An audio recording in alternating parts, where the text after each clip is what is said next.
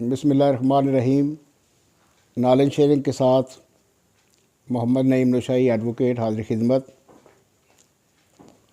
आज हम एक बहुत इम्पॉर्टेंट लीगल इशू पे बात करेंगे। आज का टॉपिक है how to get the criminal case registered, यानी कि जब कोई जुर्म सरजद हो जाए, किसी के साथ कोई वाक़या हो जाए, तो फिर वो मुकदमा दर्ज कराने के लिए पुलिस स्टेशन पर कौन कौन से वो उसको ज़रूरी स्टेप्स हैं जो उसे लेने होते हैं। मुअज़्ज़ज़ ख़वातीन व हज़रात, सबसे पहले नोट करें कि जब कोई जुर्म हो तो सबसे पहले जो मुस्तगीस है, जो साइल है, जिसके साथ कोई वाक़या या जुर्म होता है, वो फ़ौरी तौर पे पुलिस स्टेशन पर रब्ता करे। पुलिस स्टेशन पे दो तरीके होंगे। एक तो ये हो सकता है कि वो जब आप पुलिस स्टेशन जाएं तो वो पुलिस ऑफिसर आपका बयान, आप ज़बानी बयान दें, तमाम वाक़यात बयान करें और वो आपका बयान तहरीर करके आपके दस्तखत करवा लेगा, तो फिर मुकदमा दर्ज हो जाएगा। दूसरी सूरत ये होती है कि आप अपनी एक तहरीरी दरख्वास्त, जिस पर आपके दस्तखत या निशान अंगूठा होना ज़रूरी है, वो आप जब थाने में जमा करवाते हैं तो फिर वो मुकदमा दर्ज हो जाता है। इसमें एक शर्त बड़ी ज़रूरी है कि मुकदमा सिर्फ़ उस सूरत में दर्ज होता है जब काबिल दस्त अंदाज़ी पुलिस जुर्म का इर्तिकाब पाया जाए। यानी जो वाक़यात, जो हालात आप बयान करते हैं या एप्लीकेशन में लिखते हैं, उनसे ज़रूरी है कि काबिल दस्त अंदाज़ी पुलिस जुर्म का इर्तिकाब पाया जाता हो। अगर काबिल दस्त अंदाज़ी जुर्म का इर्तिकाब पाया जाए तो फिर पुलिस मुकदमा दर्ज कर लेती है। अब एक सूरत ये होती है कि बाज़ औक़ात पुलिस वाले पर्चा दर्ज करने में रिलक्टेंट होते हैं, पर्चा दर्ज नहीं करते। इस सूरत में मुअज़्ज़ज़ ख़वातीन व हज़रात, ज़रूरी होता है कि आप एक अपनी तहरीरी दरख्वास्त, जिस पर आपका निशान अंगूठा या दस्तखत ज़रूर हों, वो आप आजकल हर थाने में फ्रंट डेस्क होता है, कंप्यूटर का निज़ाम होता है, वहाँ आप फ्रंट डेस्क पे वो एप्लीकेशन सबमिट करके कंप्यूटराइज्ड रसीद हासिल कर लें।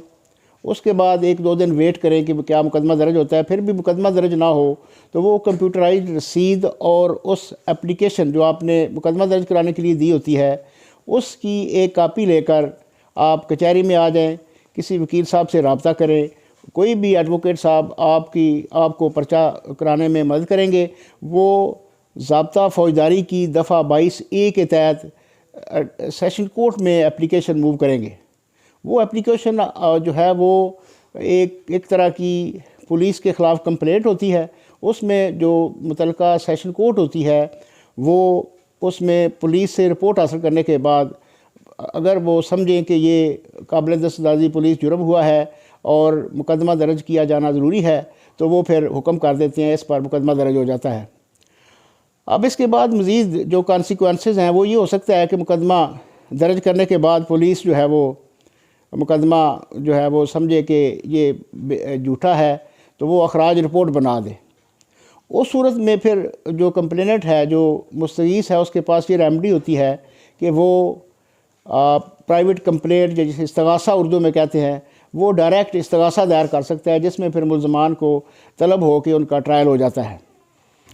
एक ये सूरत होती है कि अगर वो मुकदमा आपने एप्लीकेशन भी 22A के तहत किसी एडवोकेट साहब के ज़रिए सेशन कोर्ट में दी, लेकिन वो आपकी एप्लीकेशन खारिज हो जाती है, तो फिर उसमें ये एक तरीका हो सकता है कि फिर उस आर्डर की कापी लेकर वो आप उसको हाई कोर्ट में उसको असेल करें, उस आर्डर को। फिर हो सकता है कि हाई कोर्ट से वो मुकदमा दर्ज करने का आर्डर हो जाए। इस सूरत में भी अगर हाई कोर्ट से भी मुकदमा दर्ज करने का आर्डर ना हो, तो फिर भी प्राइवेट कंप्लेंट करने का जो राइट है वो मुस्तगीस को हासिल होता है। वो वकील साहब के ज़रिए आप अपने तमाम वाक़यात जो हैं वो दर्ज करवा के प्राइवेट कंप्लेंट, या जिसे इस्तगासा कहते हैं, वो आप मुल्ज़मान के ख़िलाफ़ दायर कर सकते हैं। इनमें बहुत सी ज़रूरी बातें ये भी हैं कि आप जब भी मुकदमा दर्ज करवाएँ तो उसमें अपने तमाम वाक़यात दुरुस्त तौर पर दर्ज करवाएँ। उसमें जो time of अक्रंस, place of अक्रंस and mode in which the अक्रंस took place, जिस तरह से वाक़या हुआ, टाइम क्या था, जगह क्या थी, وہ اس کا بہت خاص خیال رکھیں، اور جو بھی ایویڈنس آپ سمجھتے ہیں کہ فلاں فلاں لوگوں نے یہ وقوع دیکھا تھا یا فلاں فلاں لوگوں نے یہ وقوع سنا تھا، جو بھی ضروری ایویڈنس ہے اس کا بھی اس میں آپ کی اپلیکیشن میں ذکر ہونا چاہیے، جس کی بنیاد پر مقدمہ درج ہوگا۔ جو مقدمہ درج ہوتا ہے اس کے لیے رجسٹر ہوتا ہے، جس کو فرسٹ انفارمیشن رپورٹ رجسٹر کہتے ہیں۔ اس طرح ہم کہتے ہیں کہ FIR درج ہو گئی ہے۔ تو یہ آج میں نے یہ مختصراً آپ کو یہ نالج شیئر کیا کہ مقدمہ درج کروانے کے لیے کون کون سے طریقے ہو سکتے ہیں۔ مجھے امید ہے کہ اس سے میں بہت سی اہم معلومات جو ہیں وہ شیئر کرنے میں کامیاب ہوا ہوں۔ میں آپ کے ویوز کا منتظر رہوں گا۔ بہت شکریہ، تھینک یو ویری مچ۔